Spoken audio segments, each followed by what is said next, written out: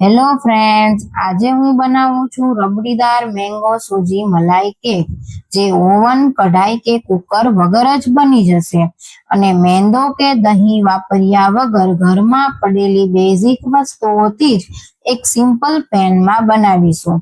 અહીં હું એક આખી કેરીનો યુઝ કરું છું. એના પલ્પને મિક્સચર જારમાં નાખી અડધો કપ ખાંડ અને ઇલાયચી પાવડર નાખી બ્લેન્ડ કરી એમાં જ 2 ટેબલ સ્પૂન જેટલી ઘરની ફ્રેશ મલાઈ એડ કરીને બીજી વાર બ્લેન્ડ કરી લઈએ. હવે એને એક બાઉલમાં નાખી એમાં પોણો કપ જેટલું મેલ્ટેડ બટર એડ કરી મિક્સ કરી લઈએ. હવે એમાં 1 કપ બારીક સૂજી અને થોડું દૂધ એડ કરી એકદમ સરસ રીતે વિસ્કરની મદદથી મિક્સ કરી લઈએ. અહીં કેક બેઝ બનાવવા માટે મેં ટોટલ પોણો કપ જેટલું દૂધ લીધેલું છે, જે થોડું થોડું કરીને જરૂર પડે એમ એડ કરવું. હવે કેકના બેટરને 30 મિનિટ માટે રેસ્ટ માટે મૂકી દઈએ.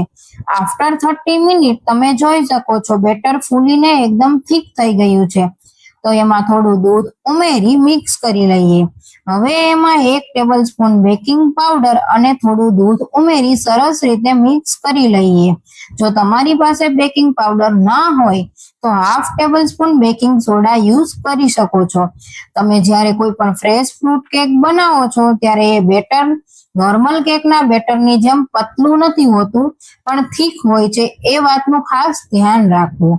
હવે એક પેનમાં ઓડી ઇકો બેક પેપર રાખી બેટરને તરત જ પેનમાં એડ કરી પેનને તવા ઉપર રાખીને ગેસની ફ્લેમ સ્લો કરી દઈશું અને લીડ ઢાંકીને 30 થી 35 મિનિટ માટે રહેવા દઈશું. કેકને મેં અહીં પૂરી 35 મિનિટ બેક કરી છે. તમે જોઈ શકો છો.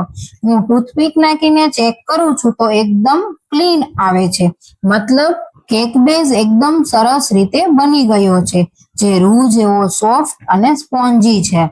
થોડી વાર ઠંડુ થવા દઈને જો તમે ઈચ્છો તો આમ જ ખાઈ શકો છો, નહીતર ક્રીમની ફ્રોસ્ટિંગ કરી શકો છો, પણ હું અહીં ઠંડી ઠંડી મેંગો રબડીથી સર્વ કરું છું.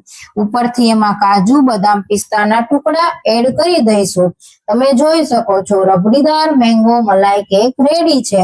થોડી વાર એને ફ્રીઝમાં મૂકીને પછી સર્વ કરો. ટ્રસ્ટ મી, ખાઈને મજા જ આવે.